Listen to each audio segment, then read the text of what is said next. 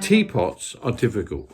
Most potters loathe making teapots, and there's very few teapots that I see that aren't mass-produced teapots that look great.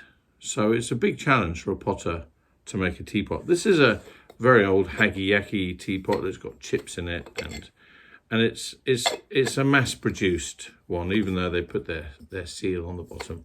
But notice on the top, it hasn't actually got a spout. It's just got like a pouring jug. Now, this never drips, and the reason why it never drips, after some professor somewhere worked this out, is that there was no air pressure on the actual water that flows out of it, so it pours just like a milk jug perfectly.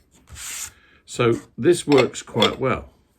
The way around this with teapots is to try and get the holes inside bigger than the hole on the outside. Now, a lot of professional potters are going, ha ha ha, we all know this. But you'd be surprised how many potters don't know this, that you have to have a large amount of holes and ability for water to pass through the spout to stop getting bubbles and to stop it dripping. The other thing you need to try and do is try and cut the teapot, or the spout, at an angle, and always try and have a little bit of a drip lip here, or the water runs down the side of the teapot and drips everywhere. Okay, so sorry, I'm not trying to sell this. It is on our website though.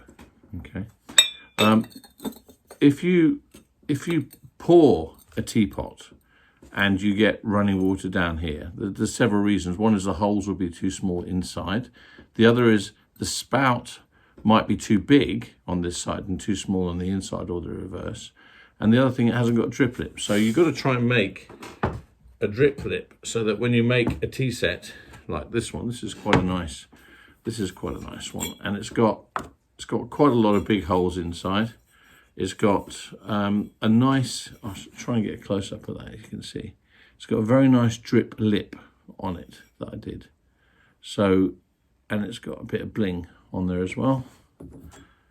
Nothing wrong with a bit of bling. It's a traditional Japanese glaze, which I've changed by putting some gold on it.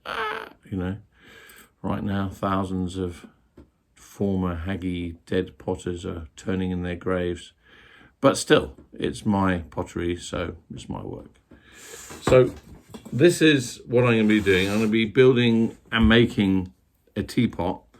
My client thinks that these sarcastic crystals would go rather well with a teapot.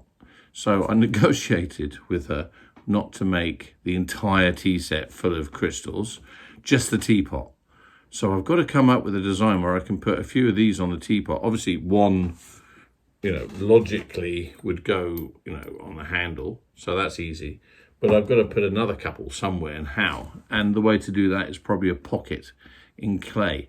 Sounds easy, but it's a pain in the arse. So the next stage I've got to do now is really come up with a pottery design for the teapot.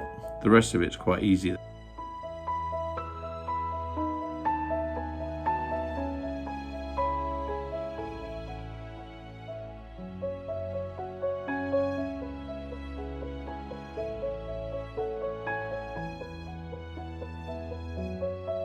The tea set's made, it's finished, it's turned. You've seen me do this in previous videos, so I thought I'd cut that bit out.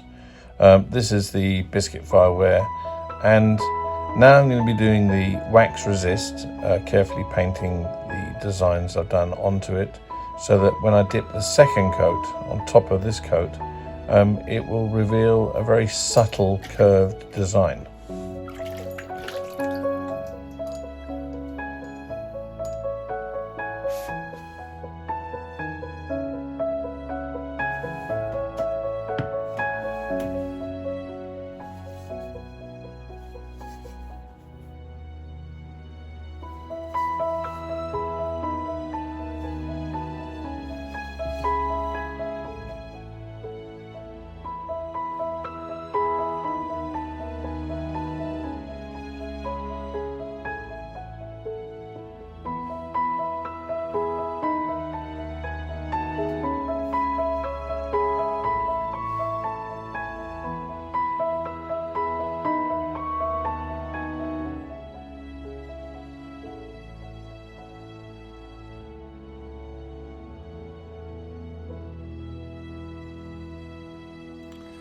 Right, done all that. I'm back to do the green glaze now, and then in the kiln it goes. So, whew, let's see how it looks.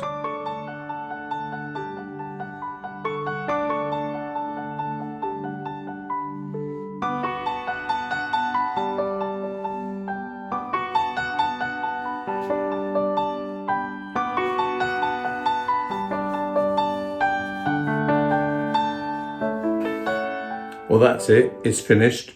I hope you like it, and see you again soon. Thank you very much.